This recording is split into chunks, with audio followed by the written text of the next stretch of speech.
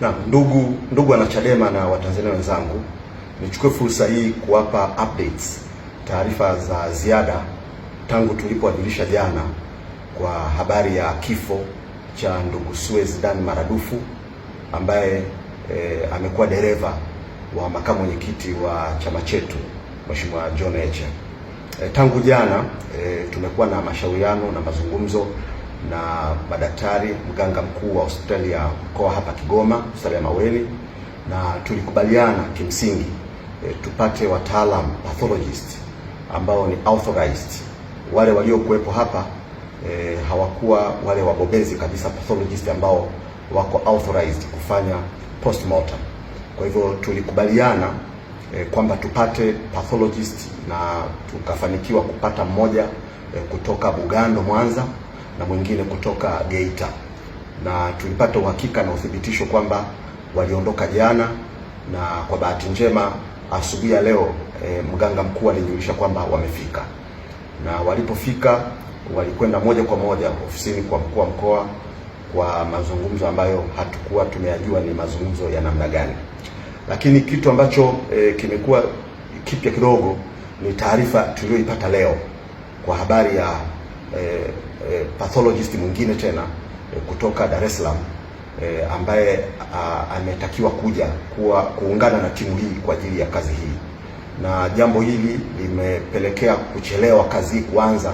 Mpaka dakika hii tunavyozungumza ni saa 9 alasiri, bado zoezi la uchunguzi halijaanza, ilhali tulikuwa tumeshajiandaa zoezi litakapokamilika basi pengine saa 6 saa 7 tuweze kuanza safari ya kuelekea Tarime ili kuweza kukamilisha taratibu zingine zilizobaki mbele yetu.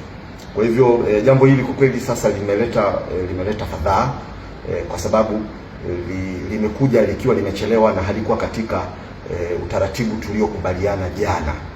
Tulikubaliana pathologist wanaokuja ni wawili kutoka Mwanza na Geita, na sisi kama chama tuna daktari mwingine ambaye tulishamwandaa kwa niaba ya familia kwa ajili ya kwenda kushuhudia, wakiwemo mawakili wetu wakili Samuel Welwel na wakili Deo Mainyila.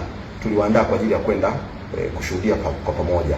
Kwa jambo hili limetupa fadhaa, na ucheleweshaji huu umetupa na umeendelea kutupa maswali ya nini kinachoendelea.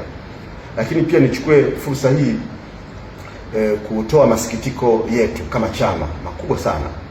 Leo asubuhi tumemsikia mkuu wa mkoa wa Kigoma IGP mstaafu afande Simon Siro akizungumza na akitoa taarifa kuhusu jambo hili, na katika mazungumzo yake amezungumzia kwamba kifo hiki ni kifo kwa uzoefu wa kiaskari, ni kifo cha kawaida. Hili jambo si sahihi. Kauli hii ni kauli batili, na tafadhali IGP mstaafu usiparamie mambo kwa namna hii.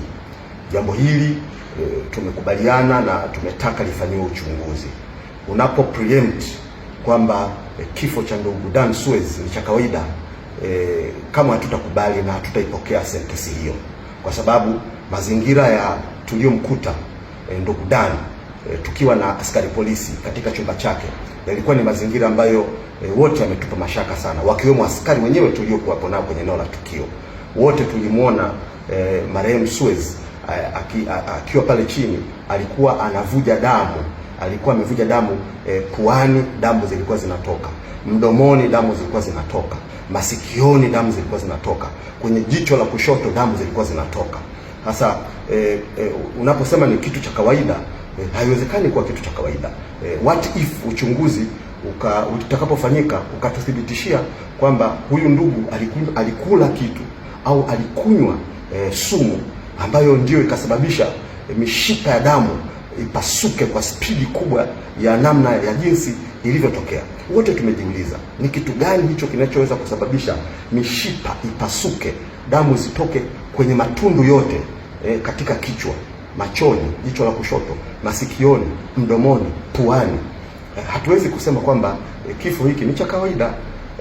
Maana yake tutakuwa tuna preempt uchunguzi, mwisho wa siku taarifa iseme ni kitu cha kawaida. Hapana, kauli hii ni batili, tunaikemea, tunailaani na hatuikubali.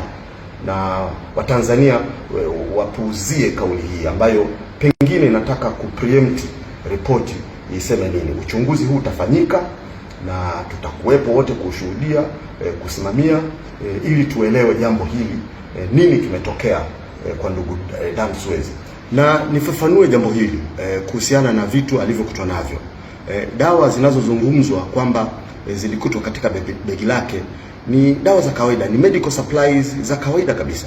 Hata mimi kwenye begi langu ninaposafiri, utakuta nitakuwa na magnesium, nitakuwa na strepsils, nitakuwa na paracetamol. Ni dawa medical supplies ambazo ni za kawaida kabisa. Sasa inapotokea jambo hili linakuzwa na kufanywa kama kuna kitu cha attention, kwa nini tusizungumzie pia katika begi lake tulikuta fedha taslimu takriban shilingi 400,000 na shilingi 20,000 ambazo alikabidhiwa wakili Deo Mainyila, kijana wetu. Kwa nini tusiseme kwenye begi lake tulikuta vocha za simu? Kwa nini tusiseme kwenye begi lake tulikuta mafuta? Kwa nini kwenye begi lake tusiseme tulikuta vitu ambavyo ni vya kawaida kabisa mtu anapokuwa amesafiri? Sasa tunalisihi na tunawasihi watu ambao wana mamlaka ya kuzungumzia jambo hili kwenye engo yao, wasipreempt mambo, wasitengeneze hadithi au narrative yenye lengo la pengine kufanya watu waone au wapate habari ambayo itaweza kupindisha ukweli ambao Watanzania wote wanausubiri. Jambo hili kwa kweli limetushtua, limetupa fadhaa kubwa, kwa sababu ndugu Dan Suez kutoka kwa wasaidizi wa Mheshimiwa Heche ambao wako karibu naye hakuonyesha dalili yoyote ya kwamba ana jambo fulani ambalo liko very complicated, jambo ambalo ni tete sana linalohusiana na afya yake. Kwa hivyo nirejee tu kusema kwamba katika hatua ya sasa tunahitaji uchunguzi huu kama jinsi tulivyokubaliana ufanyike kwa haraka.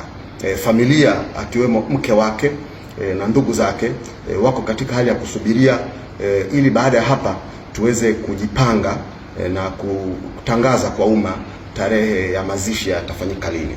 Kwa hivyo ndugu wanachadema na Watanzania, niwajulishe kwamba bado tupo Kigoma, bado postmortem haijaanza, bado kuna taarifa hii ambayo imekuja leo ya kwamba kuna mtaalamu mwingine ambaye anasubiriwa afike.